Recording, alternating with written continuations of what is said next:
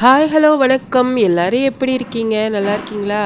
இன்னைக்கு சம்மர் சீசனில் rose plants வளர்க்குறதுக்கான சில டிப்ஸ் தாங்க சொல்ல போகிறேன். இந்த ரோஸ் செடி வந்து பர்த்டே பார்ட்டி ரோஸு.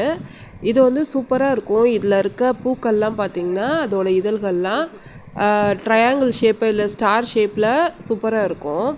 வெயில் காலத்தில் உங்களோட செடிகள்லாம் வந்து காஞ்சு போகிற மாதிரி இருந்ததுன்னா உடனே நீங்கள் வந்து ரீபாட் பண்ணிடுங்க. அந்த மாதிரி ரீபாட் பண்ணும்போது அந்த செடிகளோட வேரில் வந்து வெளிச்சம், அனல், வெயில் அந்த மாதிரி படாத மாதிரி பார்த்துக்கோங்க. மேக்ஸிமம் ஈவினிங் டைம் செய்யுங்க. அப்படி இல்லை முடியல அப்படின்னா நீங்கள் மார்னிங் டைம்லேயே வந்து கொஞ்சம் இருட்டாக இருக்கிற இடம், அனல் இல்லாத இடத்துல அந்த மாதிரி ரீபாட் பண்ணுங்கள். ரீபாட் பண்ணும்போது தோட்டத்து மண், அப்புறம் கொஞ்சம் வெர்மி கம்போஸ்ட் சேர்த்ததுக்கப்புறமா கோகோபீட் கொஞ்சமாக கண்டிப்பாக சேர்த்துக்கோங்க. ஏன்னா வெயில் காலத்தில் நம்ம என்ன தான் தண்ணி ஊற்றினாலும் வெயிலோட அனலில் அந்த தண்ணியில் காஞ்சி போகிறதுக்கு சான்ஸ் இருக்குது. அதனால் வேர் வந்து காஞ்சி போயிடும்.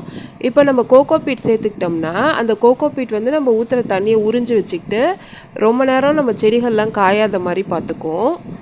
நம்ம மண்ணில் வளர்த்தா ஒன்றும் பிரச்சனை இல்லை, நிறைய தண்ணி ஊற்றிக்கலாம். அதே டைமில் நம்ம க்ரோ பேக்கில் வளர்க்குறப்ப நம்ம நிறைய தண்ணி ஊற்றினாலும் அந்த தண்ணியெலாம் க்ரோ பேக் விட்டு வெளியில் வந்துடும்.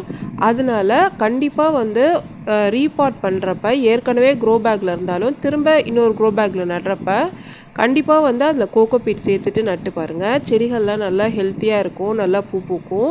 அதே மாதிரி நீங்கள் டிஏபி யூஸ் பண்ணுறீங்கன்னா கொஞ்சமாக யூஸ் பண்ணுங்கள், இல்லாட்டி செடி காஞ்சு போயிடும். மறுபடியும் அடுத்த வீடியோவில் பார்க்கலாம். நன்றி.